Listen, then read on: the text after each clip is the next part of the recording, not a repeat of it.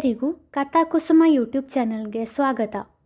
ನೀವು ಈವರೆಗೂ ನಮ್ಮ ಚಾನೆಲ್ನ ಸಬ್ಸ್ಕ್ರೈಬ್ ಮಾಡಿಲ್ಲ ಅಂದರೆ ದಯವಿಟ್ಟು ಸಬ್ಸ್ಕ್ರೈಬ್ ಮಾಡಿ.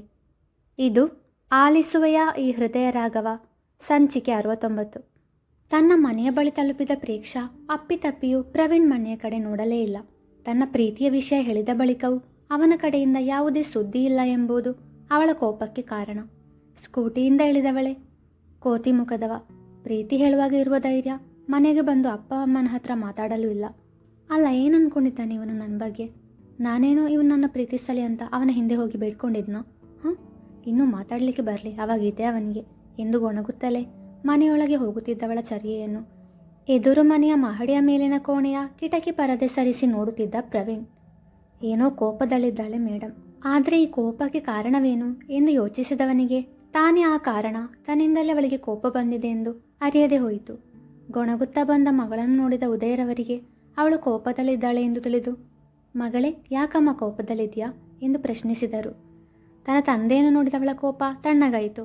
ಅದು ಏನಿಲ್ಲ ಅಪ್ಪ ಎಂದವಳೆ ಅಮ್ಮ ಅಮ್ಮ ಎಂದು ಕೂಗಿದಳು. ಇರು ಬಂದೆ ಎಂದವರು ಕೈ ಒರೆಸುತ್ತಲೇ ಅಡುಗೆ ಕೋಣೆಯಿಂದ ಬಂದವರು ಫ್ರೆಶ್ ಅಪ್ ಆಗಿ ಬಾ, ತಿಂಡಿ ರೆಡಿ ಇದೆ ಎಂದರು. ಸರಿ ಎಂದವಳು ಬೇಗನೆ ಫ್ರೆಶ್ ಅಪ್ ಆಗಿ ಕೆಳಗಿಳಿದು ಬಂದು ಸೋಫಾದಲ್ಲಿ ಕುಳಿತು ಟಿವಿ ರಿಮೋಟ್ ಕೈಯಲ್ಲಿ ಹಿಡಿದು ಒಂದೊಂದೇ ಚಾನೆಲ್ಗಳನ್ನು ಬದಲಾಯಿಸುತ್ತಲೇ ಅಮ್ಮ ಕಾಫಿ ಎಂದು ಕೂಗಿದಳು. ಕಾಫಿ ತಿಂಡಿ ಜೊತೆಗೆ ಅವಳಿಗೆ ಇಷ್ಟವಾದ ಕಾಜು ಬರ್ಫಿಯನ್ನು ತಂದು ಅವಳ ಮುಂದಿಟ್ಟರು ಊರ್ಮಿಳರವರು.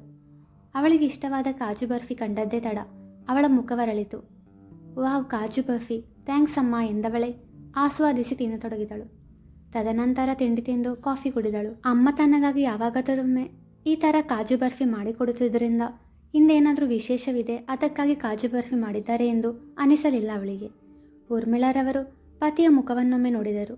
ನೀನೇ ಹೇಳು ಎಂಬಂತೆ ಸನ್ನೆ ಮಾಡಿದರವರು. ಪ್ರೇಕ್ಷಾ, ಇವತ್ತು ಯಾಕೆ ಕಾಜು ಬರ್ಫಿ ಮಾಡಿದ್ದು ಅಂತ ಕೇಳಲ್ವಾ ಎಂದರು ಊರ್ಮಿಳರವರು. ನಿನ್ಗಿವತ್ತು ಫ್ರೀ ಟೈಮ್ ಸಿಕ್ಕಿರಬೇಕು, ಅಥವಾ ಈ ಮಗಳ ಮೇಲೆ ಪ್ರೀತಿ ಜಾಸ್ತಿ ಆಗಿರಬೇಕು, ಅದಕ್ಕೆ ಮಾಡಿರ್ತೀಯ ಬಿಡು, ಇನ್ನೇನಿರುತ್ತೆ ಎಂದವಳು ಟಿವಿ ಎತ್ತ ಗಮನ ಹರಿಸಿದಳು. ಅದಲ್ಲ ಕಣೆ, ಒಂದು ಗುಡ್ ನ್ಯೂಸ್ ಇದೆ, ಅದಕ್ಕೆ ಕಾಜು ಬರ್ಫಿ ಮಾಡಿದ್ದು ಎಂದಾಗ ಒಮ್ಮೆ ತನ್ನ ಅಪ್ಪ ಹಾಗೂ ಅಮ್ಮನನ್ನೇ ನೋಡಿದವಳು ರಿಮೋಟ್ ಸೋಫಾದಲ್ಲಿ ಎಸೆದು ಎದ್ದು ನಿಂತು ಊರ್ಮಿಳಾರವರ ಕೈ ಹಿಡಿದು ನಿಜಾನಾ ಎಂದು ಕಣ್ಣರಳಿಸಿ ಕೇಳಿದಳು.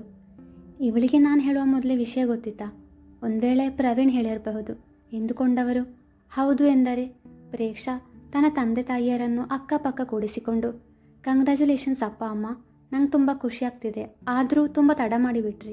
ಮೊದಲು ಆಗಿದ್ದಿದ್ರೆ ಪಾಪು ಜೊತೆ ಆಟಾಡಿಕೊಂಡಿರ್ತಿದ್ದೆ, ಇಷ್ಟು ವರ್ಷ ಸಹೋದರ ಸಹೋದರಿ ಇಲ್ಲದೆ ಒಂಟಿಯಾಗಿ ಬೆಳೆದೆ. ಈಗ ನೀವು ಪಾಪು ಕೊಡ್ತಾ ಇದ್ದೀರಾ.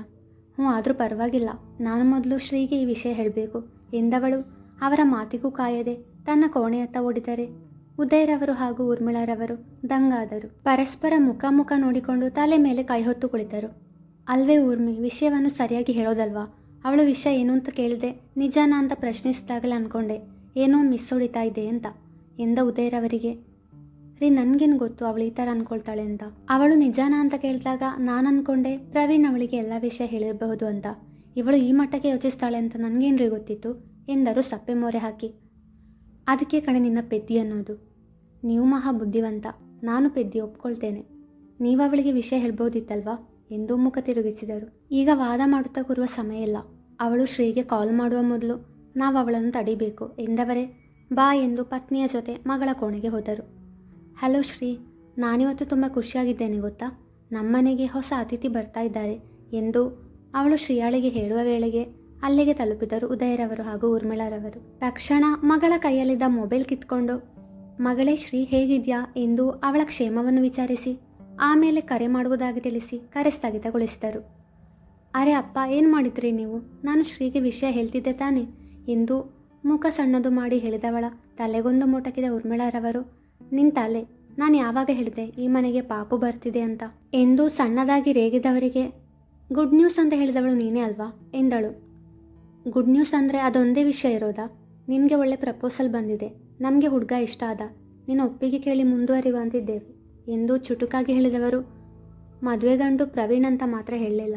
ತಂದೆಯ ಕಡೆಗೆ ನೋವಿನಿಂದ ನೋಡಿದವಳು ಆ ಗೂಬೆಗೆ ನಾನು ಬೇಕಾಗಿದ್ರೆ ಇಷ್ಟೊತ್ತಿಗಾಗಲೇ ಮನೆಗೆ ಬಂದು ಮಾತಾಡ್ತಿದ್ದ, ನನಗೆ ಬರ್ತಿರೋ ಕೋಪಕ್ಕೆ ಈ ಮದುವೆಗೆ ಒಪ್ಕೊಂಡು ಬಿಡ್ಲಾ ಅನಿಸ್ತಿದೆ ಎಂದು ಯೋಚಿಸುತ್ತಿದ್ದವಳ ಬದಲಾದ ಮುಖಭಾವವನ್ನು ಗಮನಿಸಿದವರು ತಮ್ಮ ಹೆಂಡತಿ ವರನ ಬಗ್ಗೆ ಹೇಳೋದು ನೆನೆದು ಲೇ ಊರ್ಮಿ, ಇವತ್ತೇನಾಗಿದೆ ನಿಂಗೆ? ಯಾಕೆ ಅರ್ಧ ವಿಷಯ ನುಂಗಿ ಹೇಳ್ತಾ ಇದೆಯಾ? ಪಾಪ ಮಗಳು ಯಾರೋ ಅಪರಿಚಿತರ ಜೊತೆ ತನ್ನ ಮದುವೆ ಅಂತ ದುಃಖ ಪಡ್ತಿದ್ದಾಳೆ ಎಂದು ಮಡದಿಗೆ ಹೇಳಿ, ಮಗಳೇ ಬೇಜಾರಾಗಬೇಡ, ಪ್ರವೀಣ್ ತನ್ನ ಅಪ್ಪ ಅಮ್ಮನ ಜೊತೆ ಬಂದು ನಿಮ್ಮ ಮದುವೆ ವಿಷಯ ಮಾತಾಡಿ ಹೋದ ಎಂದು ಅವರ ನಡುವೆ ನಡೆದ ಮಾತುಕತೆಯನ್ನು ಚುಟುಕಾಗಿ ಹೇಳಿ, ನಾನಂತೂ ನಿನ್ನ ಇಷ್ಟ ಏನು ಅಂತ ಕೇಳೋದನ್ನೇ ಮರ್ತಿದ್ದೆ.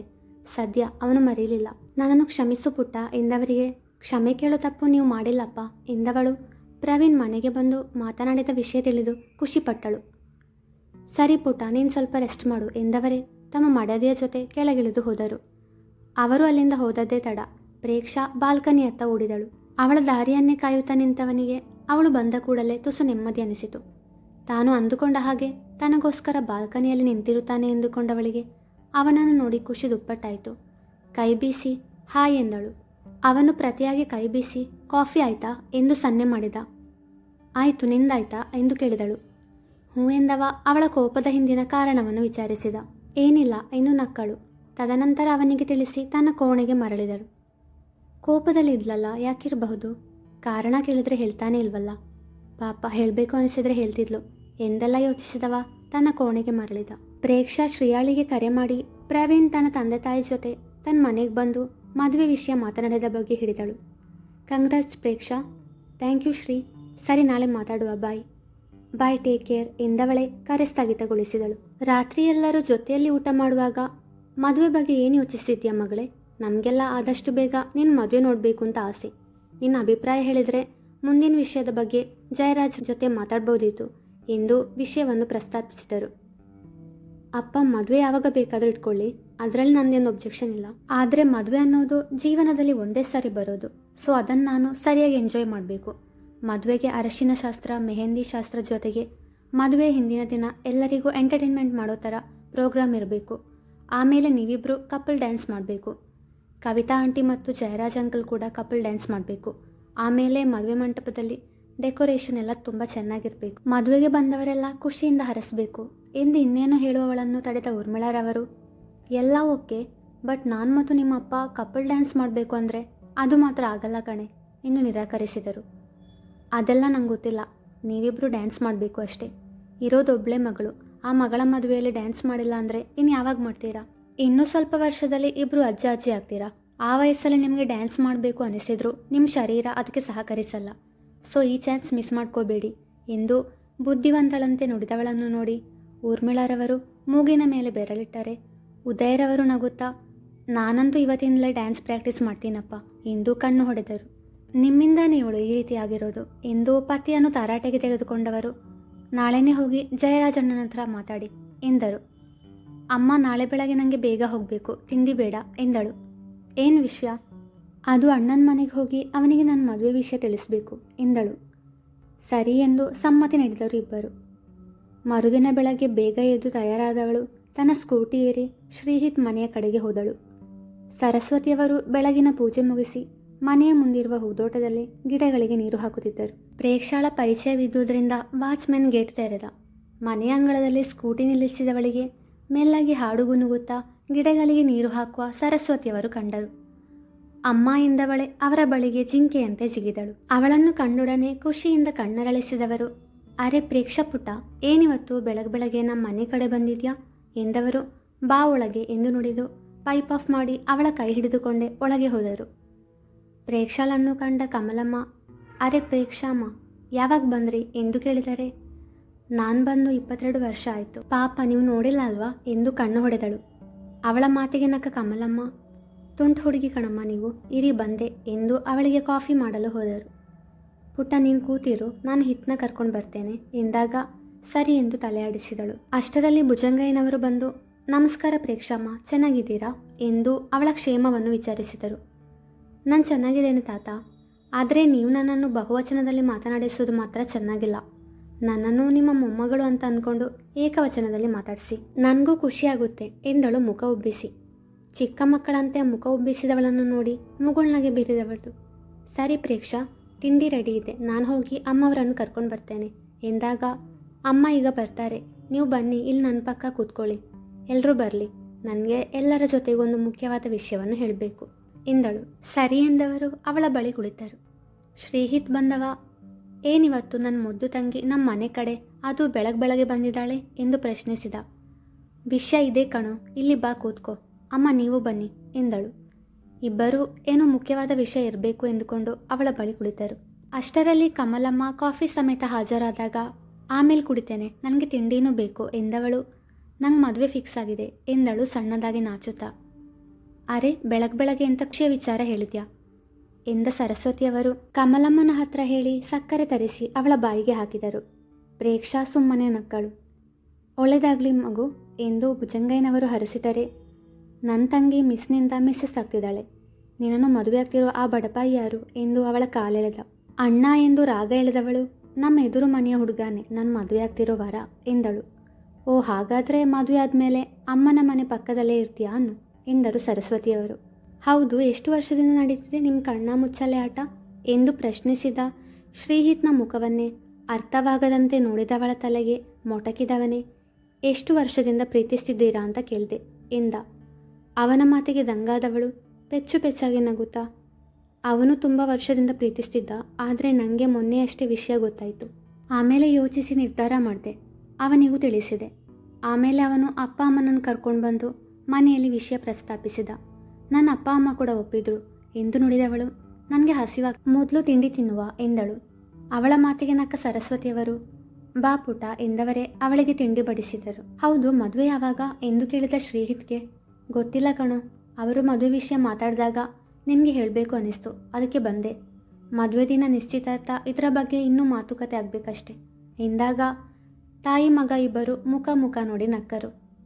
ಯಾಕೆ ನಗ್ತಿದ್ದೀರಾ ಎಂದು ಕೇಳಿದವಳು.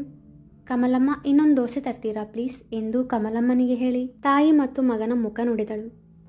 ಅಲ್ಲ ಪುಟ್ಟ, ಮನೆಯಲ್ಲಿ ಇನ್ನೂ ನಿಶ್ಚಿತಾರ್ಥದ ದಿನ ಕೂಡ ಫಿಕ್ಸ್ ಮಾಡಲಿಲ್ಲ, ಅದಕ್ಕೂ ಮೊದಲೇ ನಮಗೆ ವಿಷಯ ತಿಳಿಸಬೇಕು ಅಂತ ಅವಸರವಾಗಿ ಬಂದ್ಯಾ? ಒಳ್ಳೆ ಹುಡುಗಿ ಕಣಮ್ಮ ನೀನು ಎಂದ ಸರಸ್ವತಿಯವರಿಗೆ. ಅಲ್ವಾ ಮತ್ತೆ, ನಾನು ಒಳ್ಳೆ ಹುಡುಗಿಯೇ. ಹೌದು, ನೀವಿಬ್ಬರು ಯಾವಾಗ ನಮ್ಮ ಮನೆಗೆ ಬರೋದು ಎಂದು ಪ್ರಶ್ನಿಸಿದಳು. ಆದಷ್ಟು ಬೇಗ ಬರ್ತೇವೆ ಎಂದು ಉತ್ತರಿಸಿದ ಸರಸ್ವತಿಯವರು ಅಕ್ಕರೆಯಿಂದ ಅವಳ ತಲೆ ಸವರಿದರು. ಮನೆಯಲ್ಲಿ ಹೆಣ್ಣು ಮಕ್ಕಳು ನಗ್ನಗ್ತಾ ಓಡಾಡಿಕೊಂಡಿರಬೇಕು ಸರು, ಅದನ್ನು ನೋಡೋದೇ ಚಂದ.